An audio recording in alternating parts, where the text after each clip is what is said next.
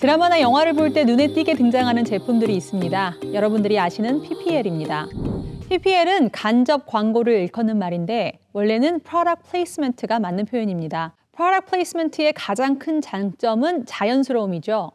TV나 유튜브에서 보는 광고는 우리 제품이 이렇게 좋으니 빨리 사세요라고 이야기를 하고 있는데 사실 시청자들은 그런 메시지에 빨리 필요를 느끼게 됩니다.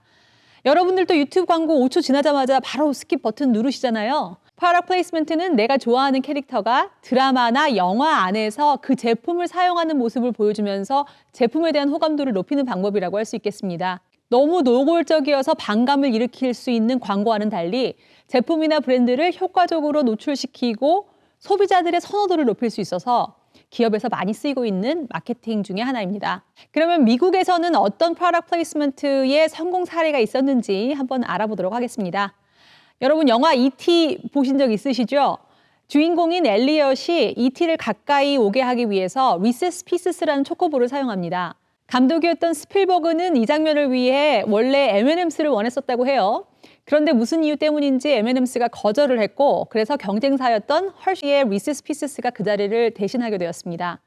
E.T.가 개봉했던 80년 초반 매출이 떨어지고 있었던 리세스 피스는 영화 E.T.의 프로덕트 플레이스먼트를 하기 위해 그 당시 돈으로 100만 불, 지금 환율로 13억 정도를 지불했는데 E.T.가 대박이 나면서 매출이 무려 85%나 증가했다고 합니다. 다음 영화는 북미 지역에서 개봉하자마자 여름 시즌 초 대박을 쳤다는 영화 악마는 프라다를 입는다입니다. 이 영화는 최고의 패션 매거진인 런웨이에 입사한 주인공 앤드리아의 좌충우돌 하는 이야기인데요. 패션 잡지 회사가 배경인 만큼 대단히 많은 브랜드들의 프로덕트 플레이스먼트가 있었습니다.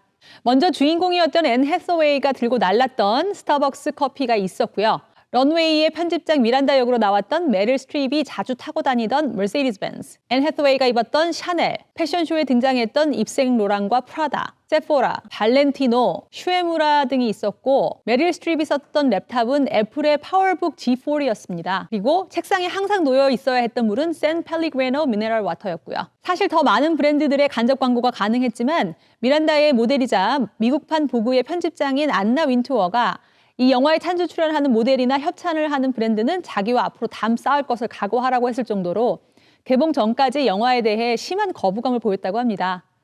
패션계에서 안나 윈토어의 파워는 세계 4대 패션 컬렉션의 일정을 바꿀 수 있을 정도로 막강해서 상당수의 디자이너와 브랜드들이 이 영화에 간접 광고하기를 꺼려했다는 비하인드 스토리가 있었습니다. 하지만 막상 영화 시사회에는 안나 윈토어가 직접 프라다를 입고 참석했다고 하죠. 반대로 프로덕트 플레이스먼트처럼 보이지만 아닌 경우도 있습니다.